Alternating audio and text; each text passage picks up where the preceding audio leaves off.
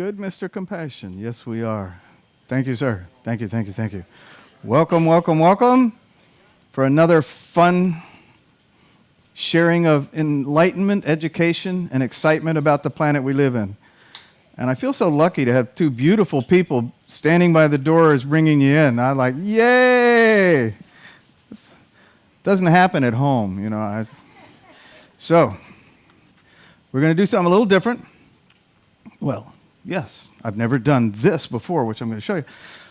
In the morning at 8 o'clock in the Explorers Lounge, some of us there's a bunch of us hang out, swap sea stories, you know, lies.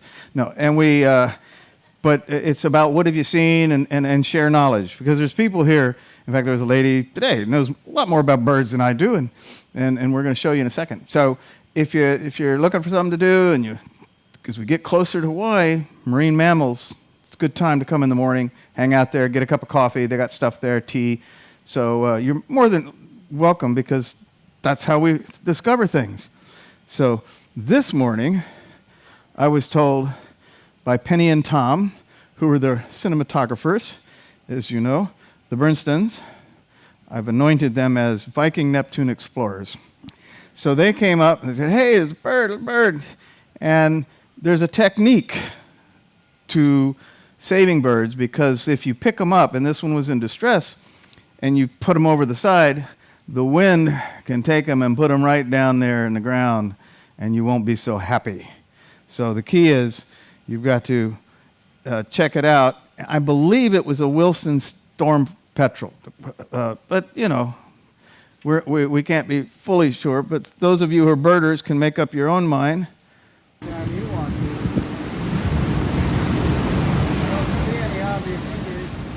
goes. Yay! Great. So you got to be happy when they. So he didn't go down. So these are the adventures. That's why we hang out in the morning. That's why you're on Neptune. This is what it's all about. You don't have to just go to the Explorer channel. You can be the explorer, all right? So when I'm not out saving the wildlife, I've been running around trying to save the planet, doing my best.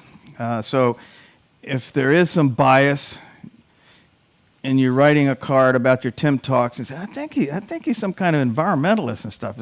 No, I'm a scientist trying to provide information so people will make better decisions about living on this planet. That's what I tell people. So this topic, I really like it a lot because I really like the water. And sheesh. I don't think I can fit in that wetsuit as well. But anyway, it's a lot of fun, and I've had the pleasure of enjoying the ocean in a million different ways. Now, when we look at what our ocean is, the ocean realm, sometimes we give credit to Poseidon, right? Poseidon, brother of Zeus, brother of Hades. So if you're between heaven and hell, maybe the ocean's a good place to be. So we're right in that sweet spot right now.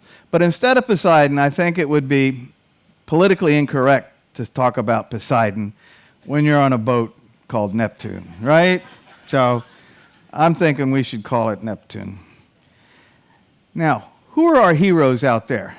And I love it when I find new women that are out there making a big difference. And Sylvia Earle she inherited from Jacques Cousteau the mantle of being an oceanographer of great renown, educating, running around, doing incredible feats. You'll see her picture a couple times here. And I had the pleasure of meeting her, and everybody that's ever met her says she's a sweetheart. But she is one tough cookie. I mean, she's done things that I wouldn't do. But you'll see that later. Now, Jacques Cousteau, I show him because he captivated me in 1964. As a young lad, I was selected to go to the Smithsonian and attend an oceanographic workshop. And Sacre Bleu, who was my mentor, was the great Capitan himself. And it changed my life because I go, I want to be like you. And he says, good, then take math, chemistry, physics. And I said, no. I want to be like you and go around. And he goes, yeah, take math, physics, chemistry. And so I took a whole lot of math, physics, chemistry, and that was good. And like him, during the fun war years, Richard Milhouse Nixon personally gave me an invitation to join. And back there, I did what I like to do. So I got to play in the water with manly men and go on the ships. And it was a lot of fun when you're in your young 20s and doing that. But there's other aspects of that I didn't like so much. So it's okay. But it gave me a love. And Cousteau was a diver. And he invented the scuba tank as a diver. So he was a very famous French explorer. In a very big universe, and we've had those previous discussions, so we won't go belabor any of that. We talk about where we come from, the cosmos, and we start with our quick model of Big Bang, which exists in all kinds of myths and religions, etc. Starts with a Big Bang. It's always a good way to start. 10 billion years, we got our stars, the sun, molten planet, and 3.8 billion, we got the water. And previously, on the discussion about Hawaii, I posited a hypothesis, and I asked for people's opinions, and I got a lot of input. Well, this is number 2 for serious scientific questions, and you're invited to help me, give me your feedback on what you think, all right? So that's paying attention. And this is how universities and research places work. You get together and you talk about stuff, and everybody, okay, over lunch. And that is how science works. I promise you. I was there in the front row. This is how it works. So I need your help. Peer review. Thank you. I know I might not be young enough. But so here's our blue water planet.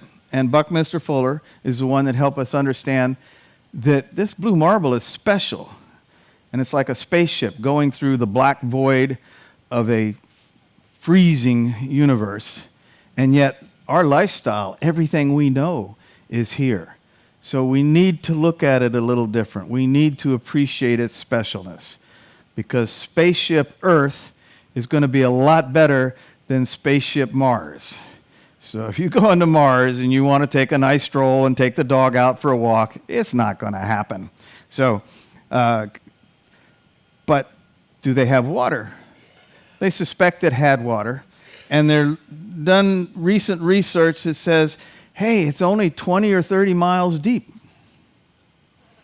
So if you've ever dug a well, you go, and that one's a little deep. So it's inhospitable, all right? That's why we try to think about this planet that we're on, how wonderful it is. But in terms of water being a magic ingredient for life, and it is, turns out 2 other moons have a lot of it. We have a lot of it because we haven't been there and sampled it. There's still unknowns. But Jupiter's Europa, Saturn's Titan have water, and maybe more than the planet Earth. Mind-boggling. So for Jupiter, that big gas planet, look at that little satellite. We know there's oceans underneath. We've seen the geysers, because once the water comes up, then the atmosphere just sucks it into space. So you get these huge geysers, and our spectroscopy is good. That's one thing we're really good at. We can shine light through there and look at it, and we go, aha, it's H2O. So we know that there's water there. How much water there, we're going to find out, because we just sent up the Europa Clipper in October. Your tax dollars, of course. So your tax dollars are sending it up, and in a couple of years, we're going to be up there. It takes a while to get there. You know, it's fast as we can go. It's still going to take a couple of years to get there. And when it gets there, we hope to be able to determine more about the water. However, that water won't help us here on the planet Earth. So if you're in a water conservation area, conserve water. It's a good idea. How much water? Again, probably more than the Earth, and those bubbles are relatively the same scale in terms of how much water is on Europa and how much water is on the Earth. And you think you know how much water is on the Earth. A lot of people think that. That bubble is at the right scale. All the water in the planet is in that bubble. all of it. And there's the fresh water, and there's the lakes and rivers. And you're going, are you sure about that? Well, we have ways of knowing. And we have a bunch of satellites up there, and like Grace, to help us monitor these things. So we have ways of knowing how much water, and we've got a bunch of pointy-headed scientists that are helping us calculate that. To put it in perspective so that you can appreciate it and go home and tell your grandchildren, if you take a basketball, if we were in South America, I'd say soccer ball, right? Yeah. But this is America, NBA. So we got to take a basketball that size, and it's steel, stainless steel ball, and you're holding your hand, all right? And you breathe on it, and you go, and your condensation, right? That's the depth of the ocean. Paper thin. We go, no way. And that's a hard one to get going because we're on it, and you go, hey, look at that. But it's the depth of the condensation of your breath on a steel ball the size of a basketball. So to me, I can say it, I can look at it, go look port starboard. It's hard to appreciate that, but it tells you how big things are and the challenge of our brains to conceptualize that, put it into perspective on something that we can work with. So, indeed. And so the reason I want to enlist your help is this next issue. How did it get there? How did it get there? Remember, it was a molten planet, cooled off. Now we've got all this water out there. So, asteroids in common, okay. The theory is that there might be some off-gassing when it cooled, or it could be space delivery. Now, if you think of those meteorites, and they know they got water, because the ones that come down, and we can see their tails from comet tails, and they can tell what they're made out of. So when you see a comet, and that's the definition, a comet has a tail, asteroid doesn't. So when you see the comets, and they've got a tail, dust, and a lot of times water, ice. So we know that, and if it's been happening for a long time, wouldn't that be enough to give us a paper-thin coating of water? I'm of the opinion, my bias, that it's the asteroids. But those of you who heard my Hawaii formation, I think meteors and asteroids did everything. So, because we've been pummeled for millions and millions, in fact, billions of years, as Carl Sagan would say. So there it is. But that's what I want to hear from people. What do you think? Do you think meteors could have done that? So you got till the end of the show. We'll do a raise of hand. Okay? Everybody set? So science. Fortunately, there's just enough water there for us, right? Just what we need. So this big, massive ocean, we're on it. It's not unlimited. It's not infinite. But it's the ocean. It's our ocean. And for those of us that love the ocean and love the water, I could look at that view forever. Now, what's it made out of? Hydrogen, oxygen. That's the basics, H2O, with lots of seasoning, right? Lots of seasoning. And then everything exists in that domain. All the whales, all the fishes, everything is in that paper-thin coating of water. The chemistry of it is very interesting, and I certainly don't want to put you to sleep, but it changes over time. And that's been studied. Geologists, this one's from 2.5 billion years ago in a place off of Perth in Australia. These bands indicate when there was enough oxygen, when there wasn't oxygen. So the red band is when there was oxygen, and the little microbiologic animalcules consumed the iron and gave us this iron oxide. So we know it's changed over billions and millions of years. So whatever chemistry is there, it's constantly changing. Now what it has been doing since Homo sapiens have been around is it's been providing us fish. Fishers of men, fishers of the sea. You're familiar with an image like that. Challenge is that when you put a price on things, you put a market on things, sometimes it's not managed as well. And in our extreme international game of economics, there are cheaters. There are cheaters. If everybody played by the rules, you remember kindergarten, if everybody played by the rules, things would be okay. I had to sit in the corner a lot personally. But anyway, this massive fishing, and it's a real challenge. And so the idea of sustainable fisheries, etc., pay attention when somebody says that, because it is a real challenge.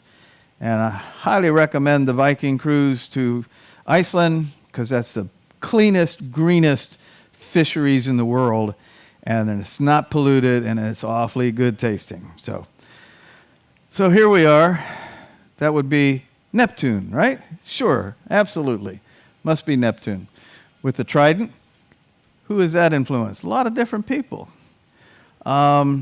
This big ocean, you heard some excellent talks. Simon was I loved his talks. His talks about navigation were worth, if you didn't catch it, look on your telly, because they're very informative, and he's very accurate about that. So our Polynesian friends that formed, a society in some little island out in the middle of the Pacific? Oh, that's right, where we're going. They got there, and I think Professor Linda also showed some of the influences. You heard some Dr. Pauline, the ideas of how these guys got around and influence, etc. And it is fascinating, because they navigated and did seamanship that's impressed many, many people. What you probably hadn't seen is one of the things in navigation. Anybody know what that is on the lower right? It's a map. So they had maps. They built maps with sticks and little shells. And Simon and I had a seminar this morning on this very topic, because he's very interested, and we don't have the deep research on that we try to do for everything. I know for a fact that existed. I know they used them, but I can't give you precisely who the first ones that used it, etc. But they must have hung around drinking coconut juice, sharing maps. And if you look at that, those that had seen his talk, I said, look, those are the wave swells. Those are the major swells coming this way, and there are the islands. I said, of course, that's what it is, in my opinion. It shows you the currents, the major wave swells, and where the island locations are. So they used brilliant tools. Besides looking at the stars, they also had these maps. So it's a combination of factors that these brilliant Polynesian navigators. Now, how to share this with your grandchildren, because you want to tell them that, when you take them to see Moana 2, an astronomy professor did a review and said, it's brilliant because it's accurate to how they did it. So it's an excellent explanation of everything we've been talking about, how the Polynesians, Disney and team, did it very, very accurately. So I've seen a lot of movies that normally wouldn't be mine, because children will do that, won't they? So the exploration and mapping in Cook's time, etc., there's a lot of blank areas there. So a lot of blank areas, as you can see. So the map makers had to fill them in, etc. And in filling this in, we had people like young Charles Darwin on the Beagle and others rounding one of the roughest ways to get into the Pacific from the Atlantic. And they actually have new channels down there in Terra del Fuego, if you've been down in Patagonia, where these guys found shortcuts. And Mercator was one of the first. He came through and found ways. And then our friend Charles Darwin. So they helped with their travels fill in the map of what we've got out there for our beautiful, wonderful, boundless sea. And it sure seems that way. So it offers a wonderful opportunity for exploration if we only know maybe 5%. Now, it's not always easy to get a job as an oceanographer, but we need more oceanographers out there.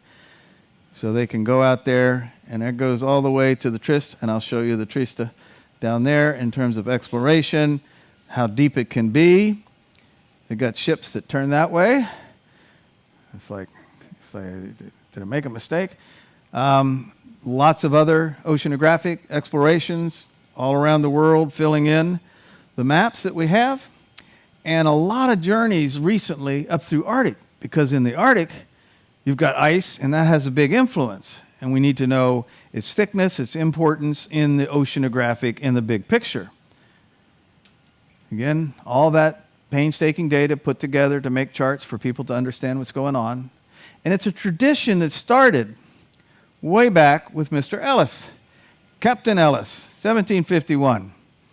Now, except for the fact that he was engaged in the slave trade, that's not so good. But the good thing that he did was he started oceanographic sampling. So I'm not going to support him for his day job. But what he did when he was going back and forth, England to the U.S., he took a barrel and put it down a mile deep on a rope and had a clever little latch so it sucked the water in. And he, brought it up and took the temperature. And he went, wow, there are differences in temperature here, and there's this warm current coming through. So he's the one that got people started on the Gulf Stream current that provides the warmth for Europe. So your Viking river cruises in Europe would be more like ice skating with Hans, in the old movies. So it's all connected. There's no way to separate.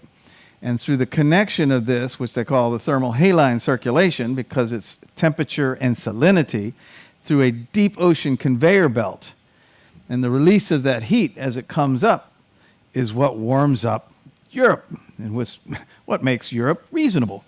So the thing you might hear in the paper, AMOC, the Atlantic Meridional Circulation, overturning circulation. So that's where you'll see in the paper news about what's going on, AMOC. That's what the AMOC stands for. And what we're finding is that important current, it's slowing down. And so in 50 years, it slowed down 4%. If it stops, we're in trouble. It's going to, you won't want to be in London because it'll be ice on the Thames River. So it has a big influence. Everything's connected. Everything's connected. So here we are again, AMOC, and you look at it. Here we are in the Pacific. Wow, look at how it comes up, cold, warms up, goes back. So all these things are interconnected.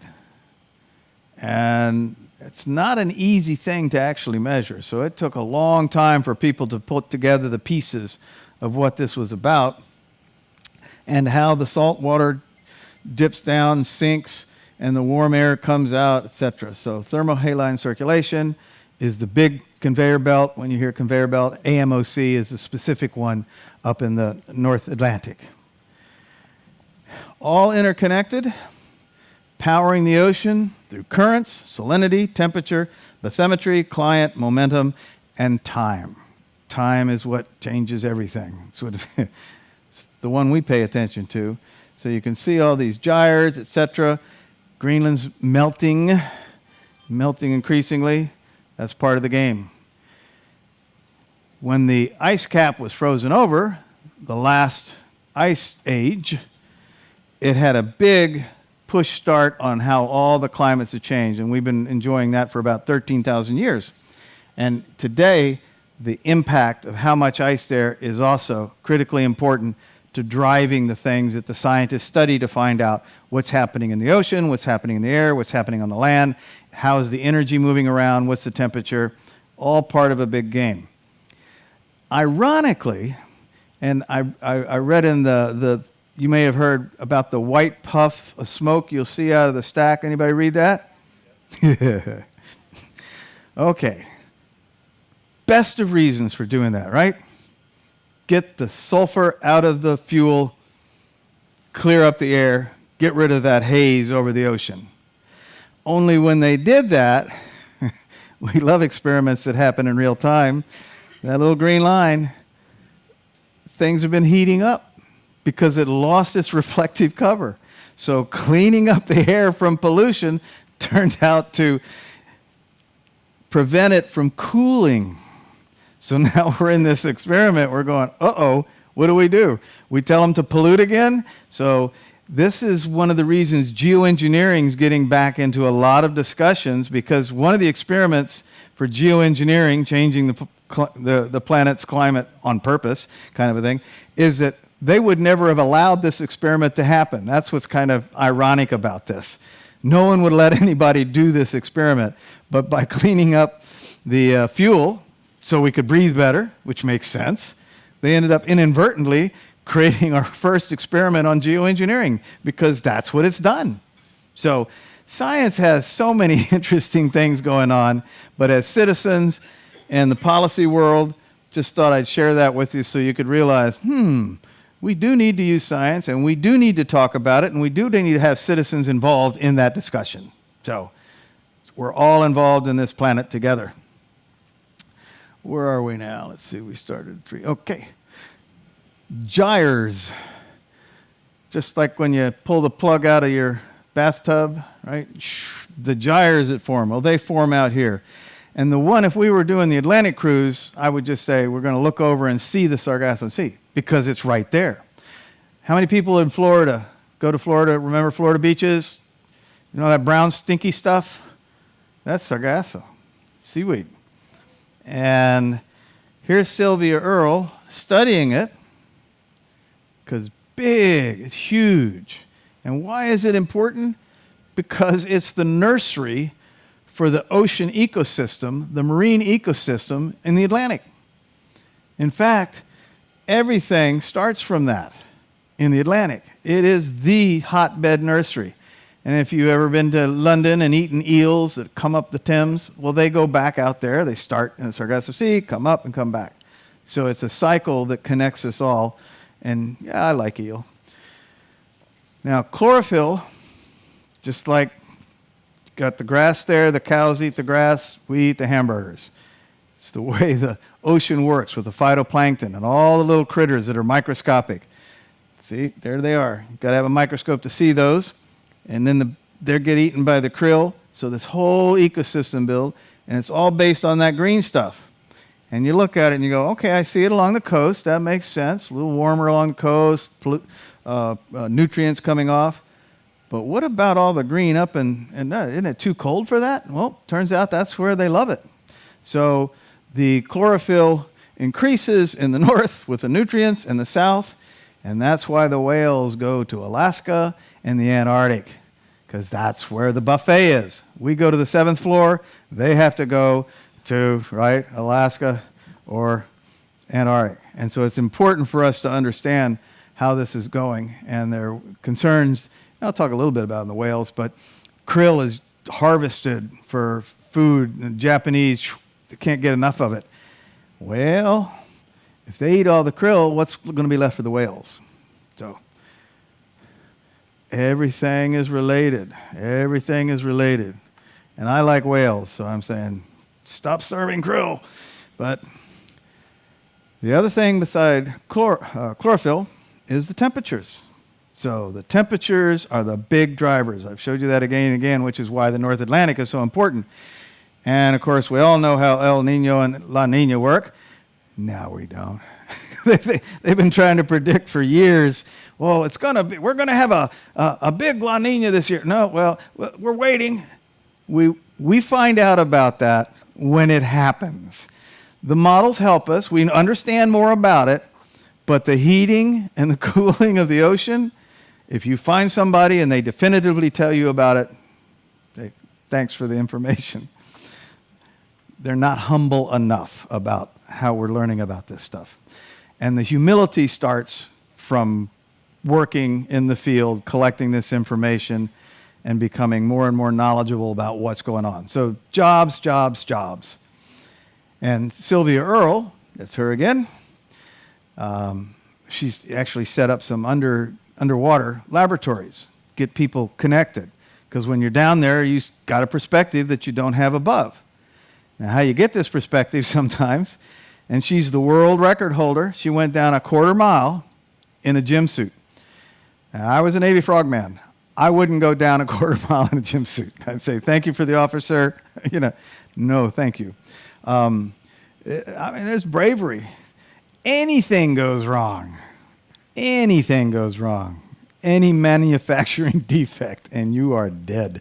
So she went down there. That's where we discovered a lot about the fumaroles. And what do we know about the fumaroles? Anybody? What's Alaska got to do with these? I'm sorry, Alaska. Hawaii got to do with these.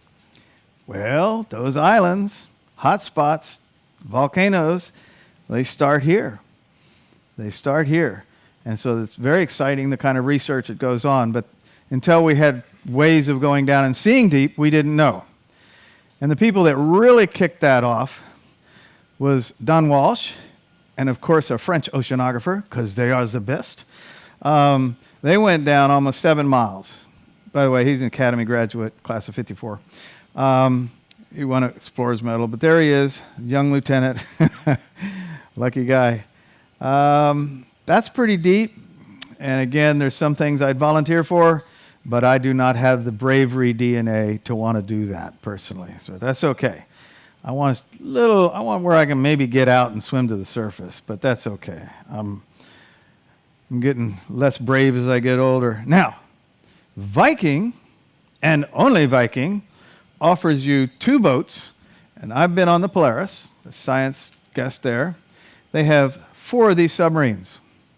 And because they have a good sense of humor, I can name those submarines. John, Paul, Ringo, and George. See? Never forget.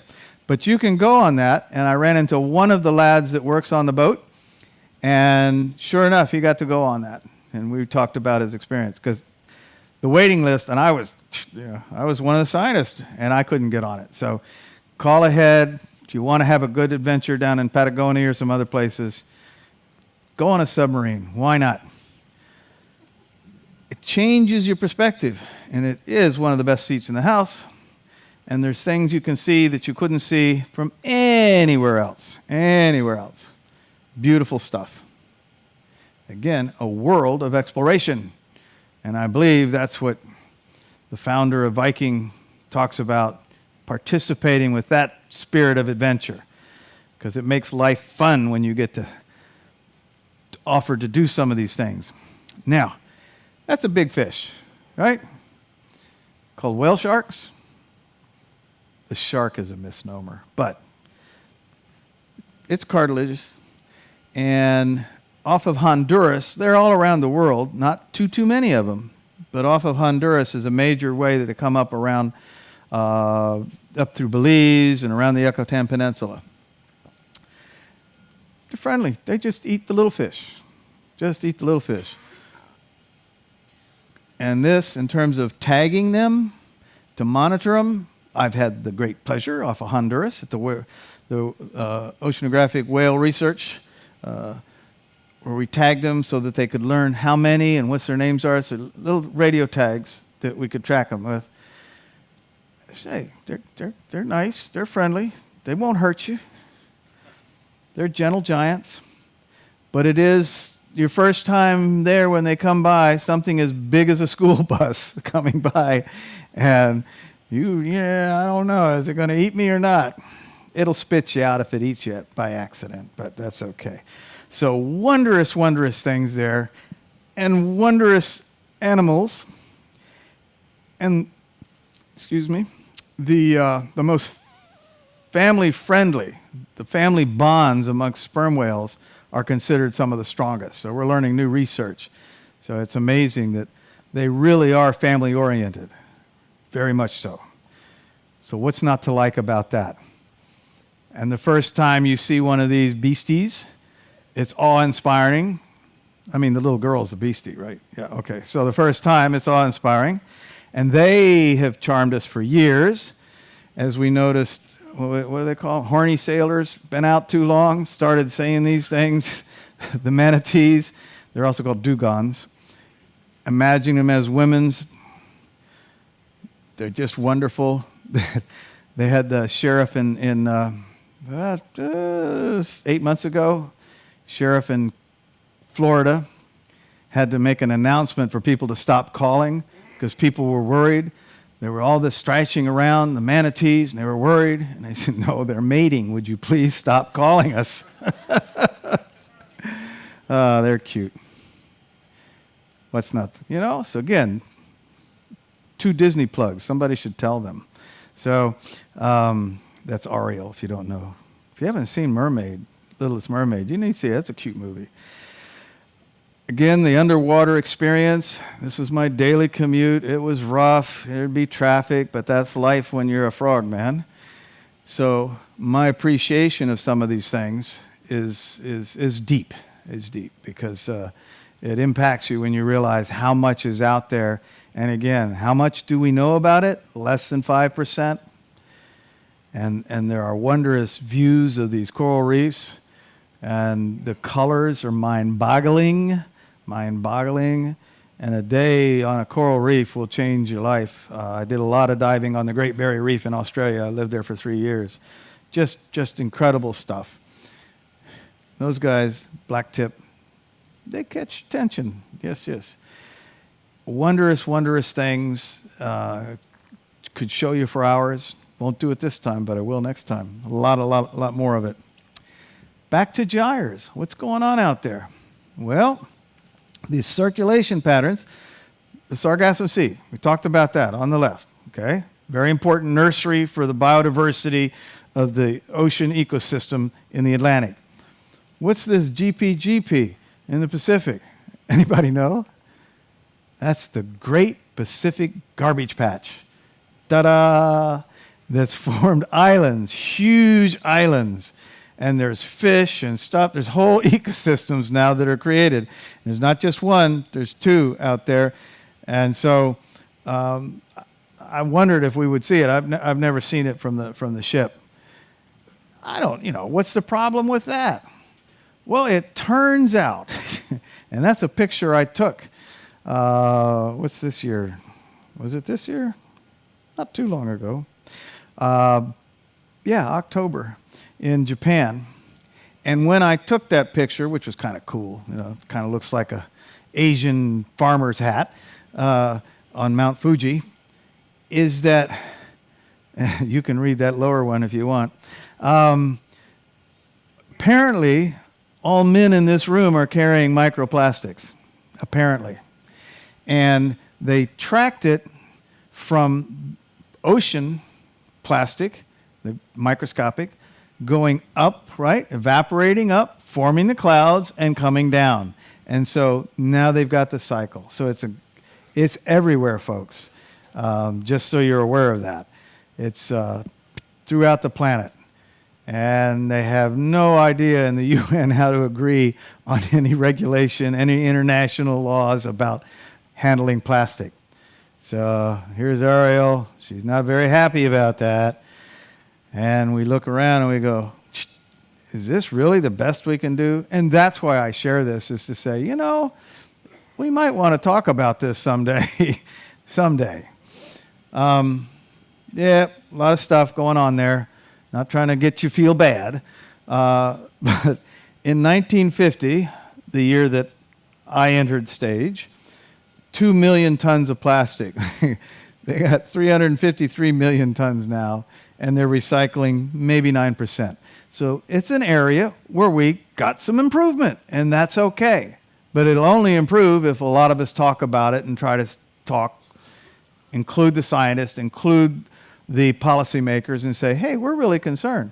Because we don't want to look overboard and see barrels and plastic, etc.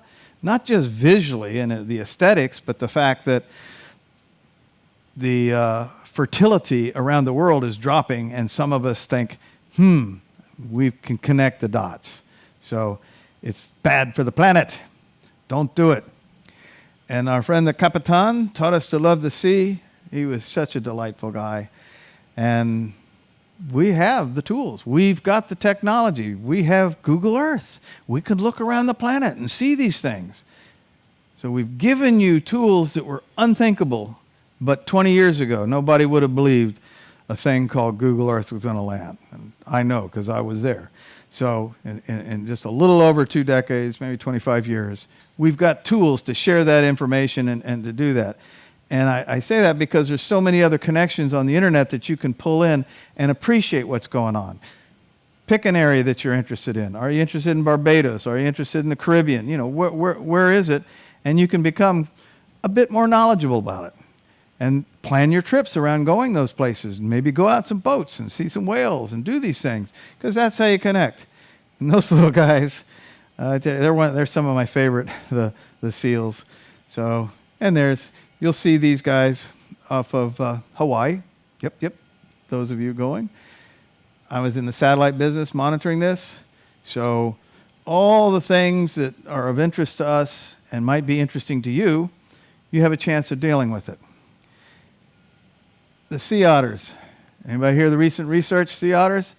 They found out that the fisheries and up the biosphere, the biome across the California, they started, because they killed most all of them. There was only a couple hundred left. Now they're spreading the sea otters up and down the coast, and it turns out everything is flourishing where the sea otters are.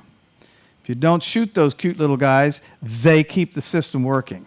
So knowing all these interconnections in this complex marine ecosystem, that's what a lot of people spend time studying, and then we find out new things. So this is real recent research that came out. They took a colony, moved it up there, studied it, whoosh, everything flourished. Fisheries, everybody benefit. So, and they're so cute.